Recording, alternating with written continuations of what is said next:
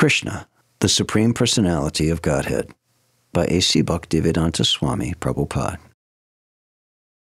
Chapter 31. Songs by the Gopīs. One Gopi said, "My dear Krishna, ever since you took your birth in this land of Brajabhumi, everything appears to be glorious. The land of Vrindavan has become glorious, and it is as if the goddess of fortune is personally always existing here. But it is only we who are very unhappy, because we are searching for you, but cannot see you with our greatest effort. Our life is completely dependent upon you. Therefore we request that you again come to us." Another Gopi said, "My dear Krishna, you are the life and soul even of the lotus flower that grows on the water of lakes made transparent by the clear rains of autumn. Although the lotus flowers are so beautiful, without your glance they fade away. Similarly, without you, we are also dying. Actually, we are neither your wives nor slaves. You never spent any money for us, yet we are simply attracted by your glance. Now, if we die without receiving your glance, you'll be responsible for our deaths. Certainly, the killing of women is a great sin, and if you do not come to see us and we die, you will suffer the reactions of sin. So please come see us. Do not think that one can be killed only by certain weapons. We are being killed by your absence. You should consider how you are responsible for killing women. We are always grateful to you because you have protected us many times, from the poisonous water of Jamuna, from the serpent Kaliya, from Bakasura, from the anger of Indra and his torrents of rain, from forest fire, and so many other incidents. You are the greatest and most powerful of all. It is wonderful for you to protect us from so many dangers, but we are surprised that you are neglecting us at this moment. Dear Krishna, dear friend, we know very well that you are not actually the son of Mother Yashoda or the cowherd man Nanda Maharaj. You are the Supreme Personality of Godhead and the Supersoul of all living entities. You have, out of your own causeless mercy, appeared in this world, requested by Lord Brahma for the protection of the world. It is by your kindness only that you have appeared in the dynasty of Yadu. O best in the dynasty of Yadu, if anyone afraid of this materialistic way of life takes shelter at your lotus feet, you never deny him protection. Your movements are sweet, and you are independent, touching the goddess of fortune with one hand and in the other bearing a lotus flower. That is your extraordinary feature. Please, therefore, come before us and bless us with a lotus flower in your hand. Dear Krishna, you are the killer of all the fears of the inhabitants of Vrindavan. You are the supremely powerful hero, and we know that you can kill the unnecessary pride of your devotees, as well as the pride of women like us, simply by your beautiful smile. We are simply your maidservants and slaves. Please, therefore, accept us by showing us your lotus-like, beautiful face. Dear Krishna, actually, we have become very lusty, having been touched by your lotus feet. Your lotus feet certainly kill all kinds of sinful activities of devotees who have taken shelter there. You are so kind that even the ordinary animals take shelter under your lotus feet. Your lotus feet are also the residence of the goddess of fortune, yet you dance on the head of the Kaliya serpent with them. Now we are requesting you to kindly place your lotus feet on our breasts and pacify our lusty desires to touch you. O Lord, your attractive eyes, like the lotus, are so nice and pleasing. Your sweet words are so fascinating, they please even the greatest scholars, who also become attracted to you. We are also attracted by your speaking and by the beauty of your face and eyes. Please, therefore, satisfy us by your nectarian kisses. Dear Lord, words spoken by you or words describing your activities are full of nectar, and simply by speaking or hearing your words, one can be saved from the blazing fire of material existence. Great demigods like Lord Brahma and Lord Shiva are always engaged in chanting the glories of your words. They do so to eradicate the sinful activities of all living entities in the material world. If one simply tries to hear your transcendental words, he can very quickly be elevated to the platform of pious activities. For the Vaishnavas, your words give transcendental pleasure. and saintly persons who are engaged in distributing your transcendental message all over the world are first-class charitable persons. This was confirmed by Rupa Goswami also when he addressed Lord Chaitanya as the most munificent incarnation, because Lord Chaitanya distributed the words of Krishna and love of Krishna free of charge all over the world. Dear Krishna, the Gopis continued, you are very cunning. You can imagine how much we are distressed simply by remembering your cunning smile, your pleasing glance, your walking with us in the forest of Vrindavan, and your auspicious meditations. Your talks with us in lonely places were heartwarming. Now we are all aggrieved to remember your behavior. Please save us. Dear Krishna, certainly you know how much we are saddened when you go out of Vrindavan village to tend the cows in the forest.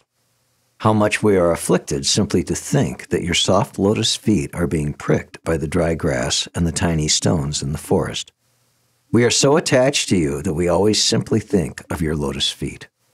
O Krishna, when you return from the pasturing ground with the animals, we see your face covered by your curly hair and dusted by the hoof dust of the cows. We see your mildly smiling face, and our desire to enjoy you increases. O dear Krishna, you are the supreme lover, and you always give shelter to surrendered souls. You fulfill everyone's desire. Your lotus feet are even worshipped by Lord Brahma, the creator of the universe. To whomever worships your lotus feet, you, without a doubt, always bestow your benedictions. So kindly be pleased with us and keep your lotus feet on our breasts, and thus relieve our present distresses. Dear Krishna, we are seeking your kisses, which you offer even to your flute. The vibration of your flute enchants the whole world and our hearts also. Kindly, therefore, return and kiss us with your mouth of nectar. When Lord Krishna finally reappeared and assembled with the gopis, he looked very beautiful, just befitting a person with all kinds of opulences. In the Brahma Samhita, it is stated, Ananda Chinmaya Rasa Pratibhavitabi. Krishna alone is not particularly beautiful, but when his energy, especially his pleasure energy, represented by Radharani, expands, he looks very magnificent. The Mayavad conception of the perfection of the absolute truth without potency is due to insufficient knowledge. Actually, outside the exhibition of his different potencies, the absolute truth is not complete. Ananda Chinmaya Rasa means that his body is a transcendental form of eternal bliss and knowledge. Krishna is always surrounded by different potencies, and therefore he is perfect and beautiful. We understand from Brahma Samhita and Skanda Purana that Krishna is always surrounded by many thousands of goddesses of fortune. The gopis are all goddesses of fortune, and Krishna took them hand in hand on the bank of the Jamuna. It is said in the Skanda Purana that out of many thousands of gopis, 16,000 are predominant. Out of those 16,000 gopis, 108 gopis are especially prominent. And out of 108 gopis, 8 gopis are still more prominent. Out of 8 gopis, Radharani and Chandravali are prominent. And out of these 2 gopis, Radharani is the most prominent. When Krishna entered the forest on the bank of the Jamuna, the moonlight dissipated the surrounding darkness. Due to the season, flowers like the kunda and kadamba were blooming, and a gentle breeze was carrying their aroma. Due to the aroma, the bees were also flying in the breeze, thinking that the aroma was honey. The gopis made a seat for Krishna by leveling the soft sand and placing cloths over it. The gopis who were gathered there were mostly all followers of the Vedas. In their previous births, during Lord Ramachandra's advent, they were Vedic scholars who desired the association of Lord Ramachandra in conjugal love. Ramachandra gave them the benediction that they would be present for the advent of Lord Krishna, and he would fulfill their desires. During Krishna's advent, the Vedic scholars took birth in the shape of the gopis in Vrindavan. As young gopis, they got the association of Krishna and fulfillment of their previous birth's desire. The ultimate goal of their perfect desire was attained, and they were so joyous that they had nothing further to desire. This is confirmed in the Bhagavad Gita. If one attains the Supreme Personality of Godhead, then he has no desire for anything. When the gopis had Krishna in their company, not only all their grief, but their lamenting in the absence of Krishna was relieved. They felt they had no desire to be fulfilled. Fully satisfied in the company of Krishna, they spread their claws on the ground. These garments were made of fine linen and smeared with the red kumkum which decorated their breasts. With great care, they spread a sitting place for Krishna. Krishna was their life and soul, and they created a very comfortable seat for him. Sitting on the seat amongst the gopis, Krishna became more beautiful.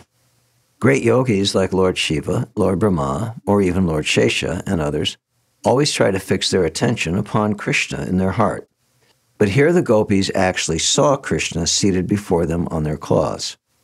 In the society of the gopis, Krishna looked very beautiful. They were the most beautiful damsels within the three worlds, and they assembled together around Krishna. It may be asked herein how Krishna seated himself beside so many gopis and yet sat alone. There is a significant word in this verse, Ishvara. As it is stated in the Bhagavad Gita, Ishvara Sarvabhutanam. Ishvara refers to the Supreme Lord as the Supersoul seated in everyone's heart. Krishna also manifested this potency of expansion as Paramatma in this gathering with the gopis. Krishna was sitting by the side of each gopi, unseen by the others. Krishna was so kind to the gopis that instead of sitting in their hearts to be appreciated in yogic meditation, he seated himself by their sides. By seating himself outside, he showed special favor to the gopis, who were the selected beauties of all creation. Having gotten their most beloved Lord, the gopis began to please him by moving their eyebrows and smiling, and also by suppressing their anger. Some of them took his lotus feet in their laps and began to massage him. And while smiling, they confidentially expressed their suppressed anger and said, "Dear Krishna, we are ordinary women of Vrindavan, and we do not know much about Vedic knowledge, what is right and what is wrong. We therefore put a question to you, and since you are very learned, you can answer it properly. In dealing between lovers, we find that there are three classes of men. One class simply receives, another class reciprocates favorably, even if the lover is very contrary, and the third class neither acts contrary nor answers favorably in dealings of love. So out of these three classes, which do you prefer? Or which do you call honest?" In answer, Krishna said, "My dear friends, persons who simply reciprocate the loving dealings of the other party are just like merchants. They give in loving affairs as much as they get from the other party. Practically, there is no question of love. It is simply business dealing, and it is self-interested or self-centered. Better the second class of men who love in spite of the opposite party's contrariness. Even those without a tinge of loving affairs are better than the merchants. Sincere love can be seen when the father and mother love their children in spite of their children's neglect. The third class neither reciprocates nor neglects. They can be further divided into two classes. One is the self-satisfied who do not require anyone's love. They are called Atmaram, which means they are absorbed in the thought of the Supreme Personality of Godhead, and so do not care whether one loves them or not. But another class are ungrateful men. They are called callous. The men in this group revolt against superior persons. For instance, a son, in spite of receiving all kinds of things from loving parents, may be callous and not reciprocate. Those in this class are generally known as Guru Druha, which means they receive favors from the parents or the spiritual master and yet neglect them. Krishna indirectly answered the questions of the gopis, even those questions which implied that Krishna did not properly receive their dealings. In answer, Krishna said that he, as the Supreme Personality of Godhead, is self-satisfied.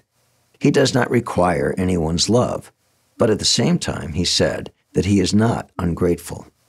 "My dear friends," Krishna continued, "you might be aggrieved by my words and acts, but you must know that sometimes I do not reciprocate my devotees' dealings with me.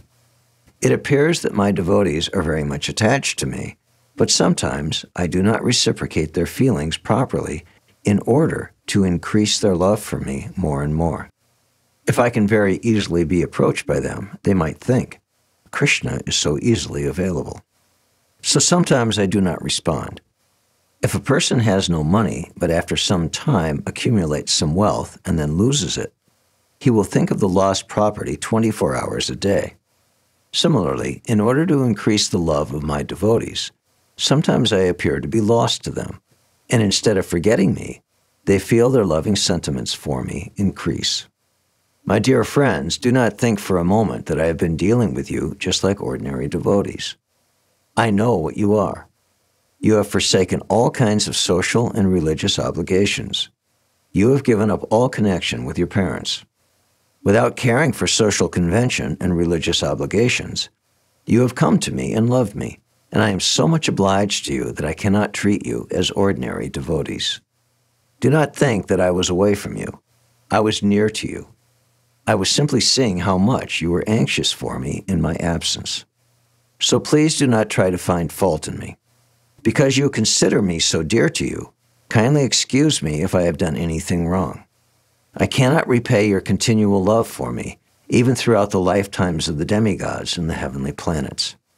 It is impossible to repay you or show gratitude for your love. Therefore, please be satisfied by your own pious activities. You have displayed exemplary attraction for me, overcoming the greatest difficulties arising from family connections. Please be satisfied with your highly exemplary character, for it is not possible for me to repay your debt. The exemplary character of devotional service manifested by the devotees of Vrindavan is the purest type of devotion. It is enjoined in authoritative Shastra that devotional service must be ahaituka and apratihata. This means that devotional service to Krishna cannot be checked by political or religious convention. The stage of devotional service is always transcendental. The Gopīs particularly showed pure devotional service towards Krishna, so much so that Krishna himself remained indebted to them. Lord Chaitanya thus said that the devotional service manifested by the Gopīs in Vrindavan excelled all other methods of approaching the Supreme Personality of Godhead. Thus ends the Bhaktivedanta purport of the 31st chapter of Kṛṣṇa, Songs by the Gopīs. Thank you for listening. For more, click here.